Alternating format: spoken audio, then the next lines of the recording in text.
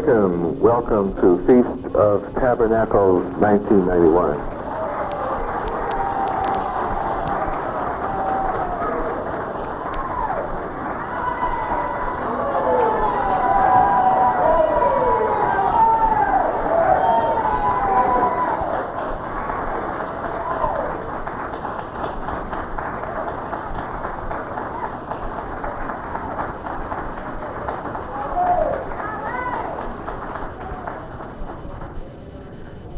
I cannot tell whether I am speaking to the group or not.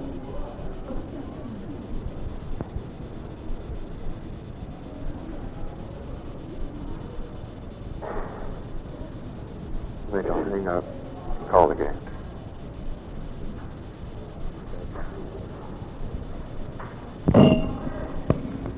Sir, you are speaking, you are on. Yes, sir. Okay, just go ahead with your message. Everyone's waiting here and waiting. Okay.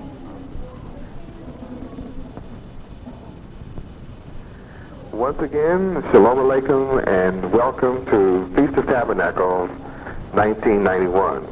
I'm extremely happy to have this opportunity to speak with you and to share my joy at the ingathering.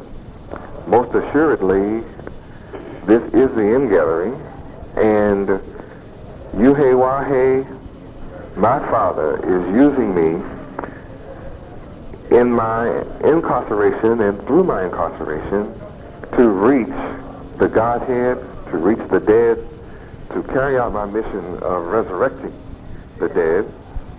And again, I'm extremely happy over the work that each of you are doing in your respective cities. To experience, for example, what I did in Buffalo, New York this morning. I had a 1-hour program from 8 o'clock until 9, and it was extremely warm, extremely exhilarating. The host was very warm, as they are all across the country when I speak, and it was particularly exciting to hear the host say on the radio that we have 42,000 people who have signed petitions in Buffalo for your release. To hear the host say that, and that people walk up to him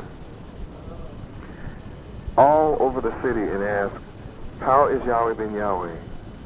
And we cannot understand why he's still incarcerated and why he has not been released.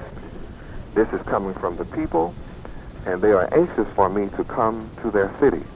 It was also very exciting to me that the city of Buffalo, the officials, gave me a proclamation from the city approximately 3 months ago, knowing that I'm in prison.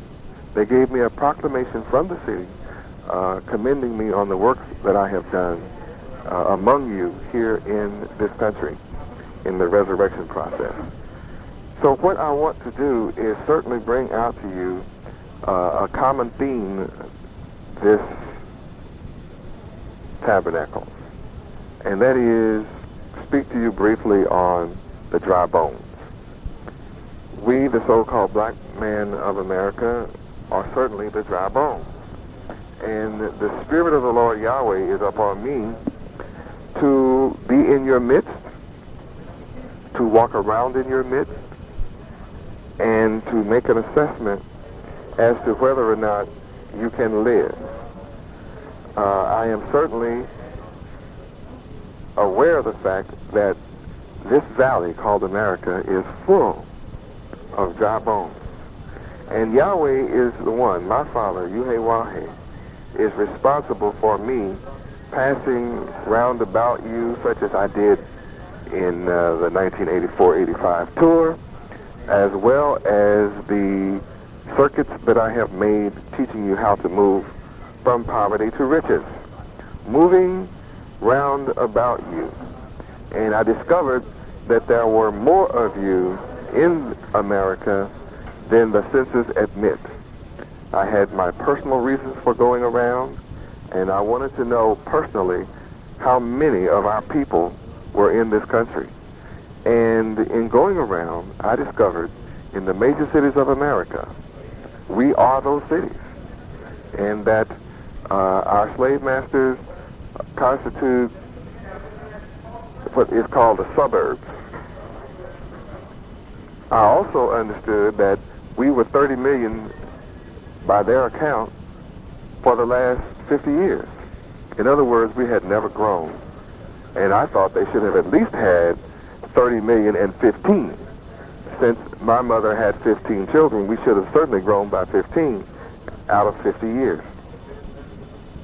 And knowing that we have actually grown to over 60 million people, it meant that we are the majority ethnic group in this country. And a very strong conspiracy exists to hide from us the power of our numbers.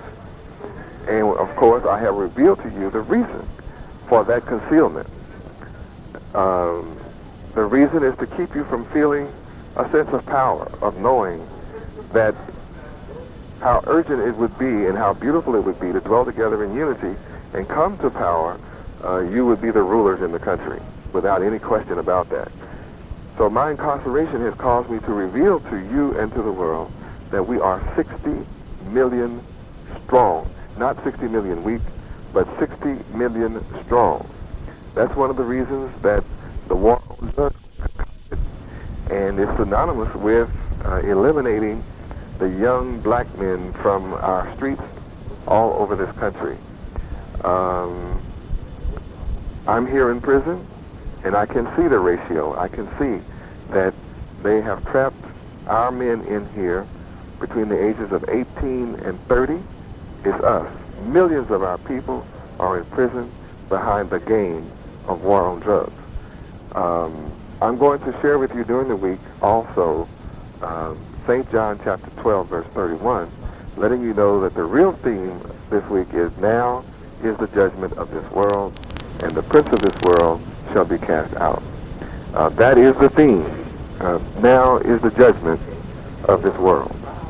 In bringing that out, I want you to know that the dry bones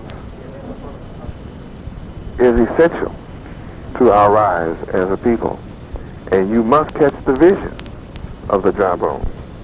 So I will go over it synoptically in form.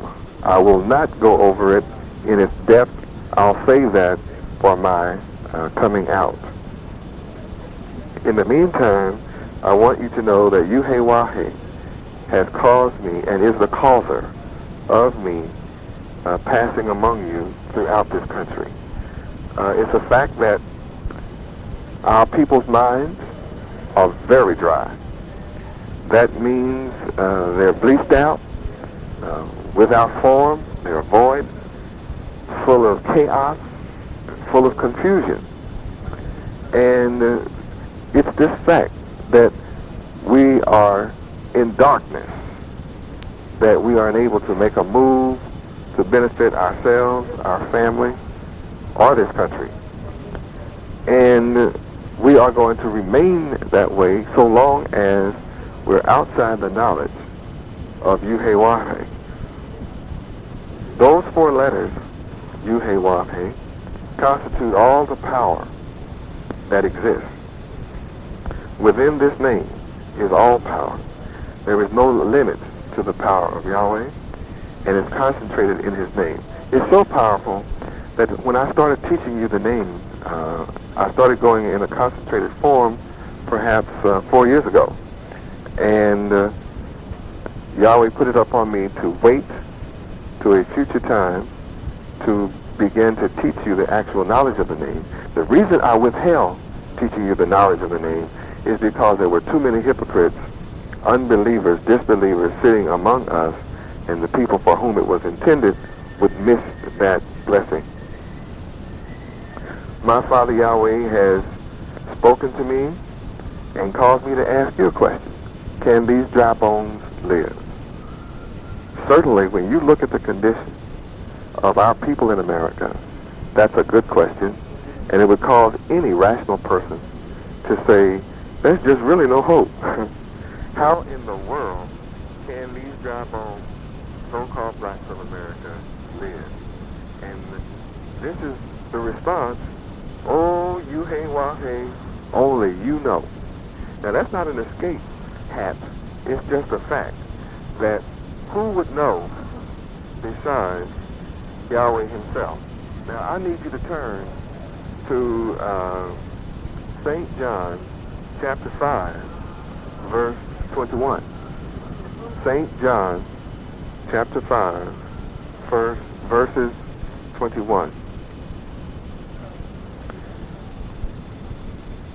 We know that when Ezekiel is speaking of the Son of Man, that this is talking about Yahweh, Bain, Yahweh.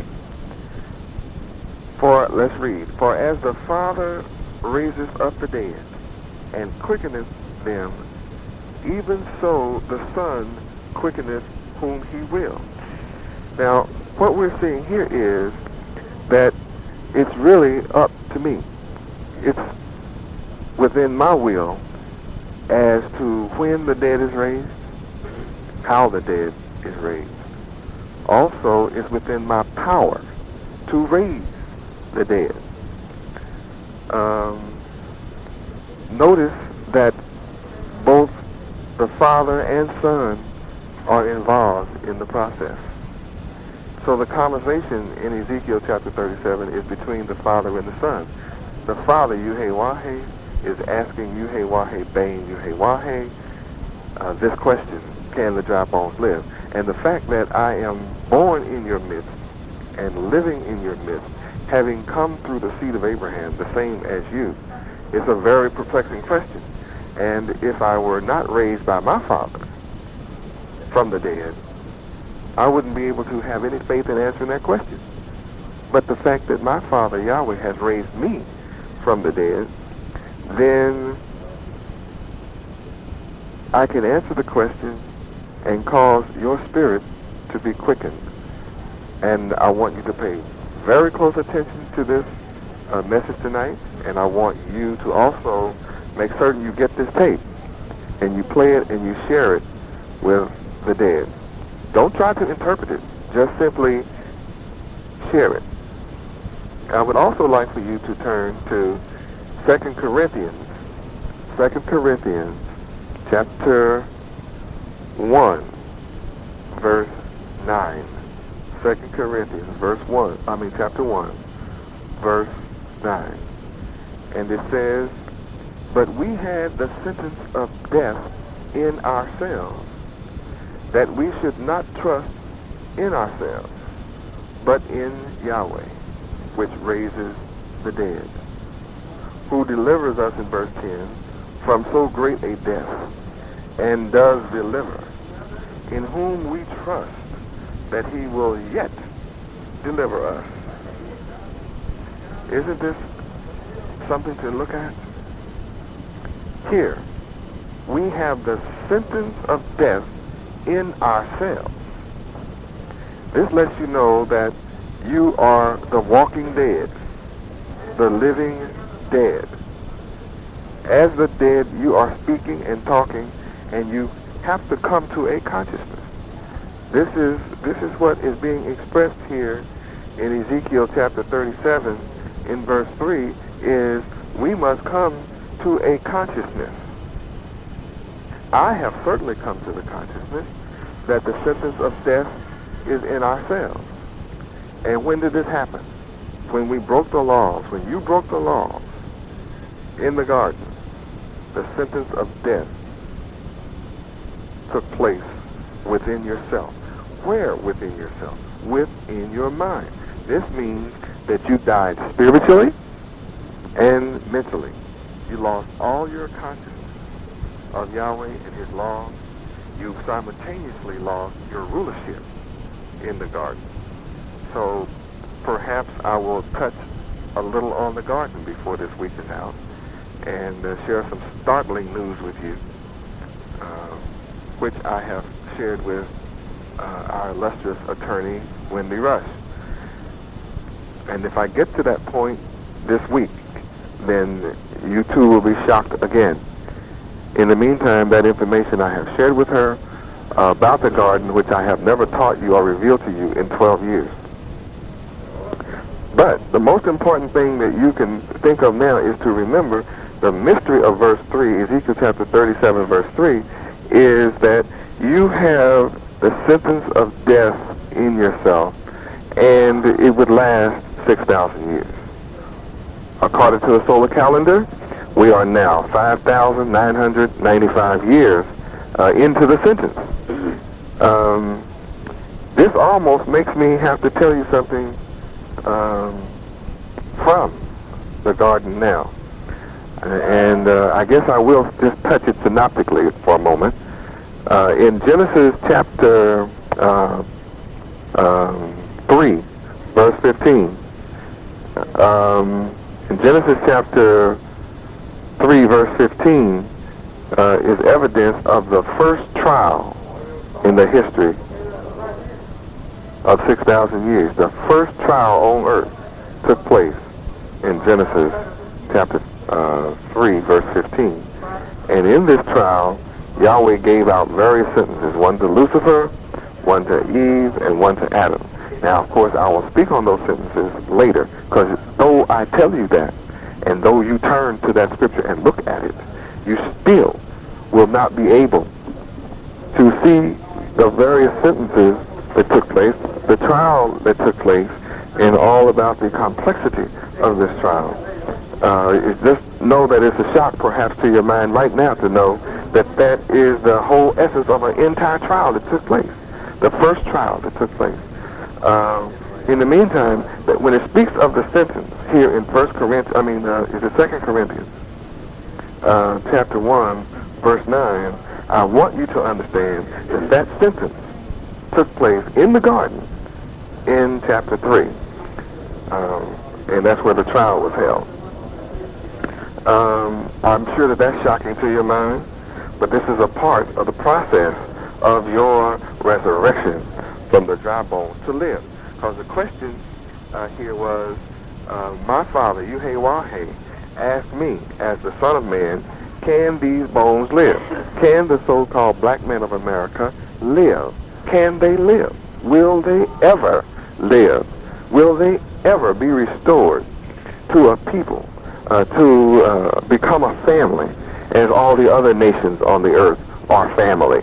Will they ever again become one, so that whatever they imagine to do, they can accomplish it? Will they ever return to the rulership they had before the garden incident with Lucifer? Will they ever live as they did originally prior to the garden, before these 6,000 years? We lived forever. There is no record of our death, of anyone ever dying, until we broke the law by accepting the mindset of Lucifer in the garden. No record of death. Think about that. No record of death. We were eternal. We lived eternally. And when we took the mindset, the philosophy of Lucifer in the garden, then we received a sentence of death from Yahweh. Because he said that if you were to eat of those trees of good and evil, that you would die. Lucifer lied to you and said no. And of course, you ate. And I think that when you look at the condition of the black man of America, you will be the first to agree that you have been dead, and that those who have not encountered my spirit and received me or received my name, received the name of my Father, are indeed dead. I don't think that any civilized, conscious person on earth will deny there's something seriously wrong with the black man of America. He's totally out of order. He's totally out of bounds. And even when you look at the terrible life that people live in America, immoral life, that the worst of them all is the black man of America. So you've indeed received, as a people, the sentence of death within yourself. And you received that sentence at trial. There was a trial. and your father and mothers were there at that trial, and you're still suffering from that sentence this very hour. And that's the purpose of the question: can you live? Also, in ourselves, I think I spoke already to you that you received it in yourself, in your mind. That's where you received this death. Now that's the most elusive place to find anything. It's something to be placed inside your mind and or in your brain, and you can't find it, especially when it's not called for your attention. Even though someone calls you dead, that doesn't make you alive. Though someone calls you blind, deaf, dumb, ignorant, and dead to the knowledge of your God, Yahweh, saying that to you does not give you the knowledge. And even when the knowledge of Yahweh is presented to you, unless you receive it, you remain under the sentence of death in yourself. Now, in verse 9, there is a secret. This says, then we should not trust in ourselves. How can a dead man trust in himself? How can a person who is conscious go to the mortuary and say he has sanity and is trusting in that dead body laying in the casket? That's a graphic analysis of the condition of the black man of America. You may wonder why the different nations of the earth have rejected the black man of America in the building of their civilizations. It's simply because they know that you have the sentence of death in yourself. And they can't trust you to sit among them as a conscious person. They know that you're under a sentence of death. So knowing that, nobody trusts you. And guess what? You are unable to trust each other. There is just seemingly a silent testimony within yourself that you just can't put your trust in another black man. That's why you cannot cooperate together. This message is for all of the spiritually and mentally dead blacks of America. You will never be able to cooperate together until you understand what I'm bringing to you. You shall understand this.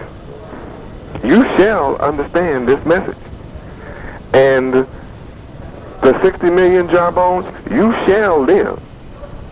But you cannot live without understanding the mystery and receiving the mystery of this particular chapters and verses here in the jawbones, which is a mystery to you. Once again, I'm in 2 Corinthians chapter 1. We cannot trust in ourselves. Even you cannot trust in your individual self.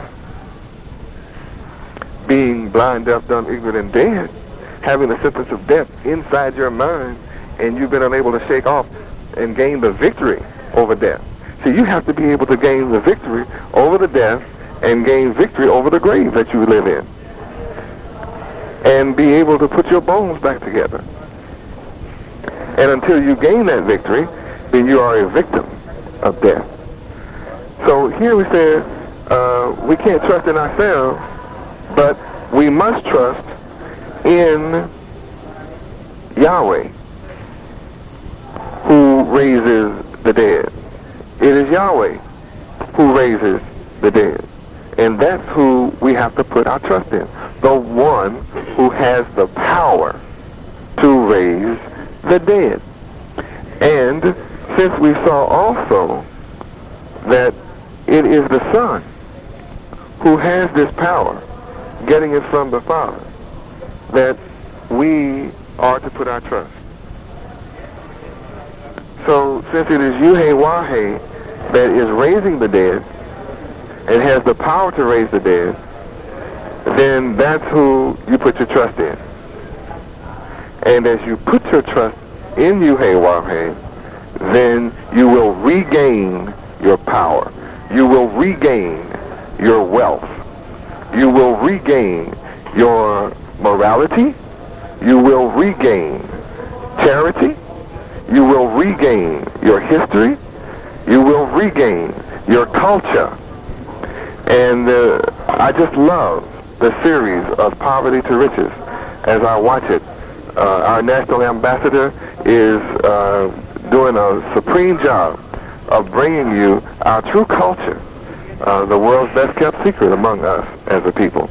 So it's just a fabulous series, and I'm sure that all of you who are present at this convention are just excited about the Poverty to Riches TV show, which has come about because the enemy of Yahweh dared to lay his hands upon me.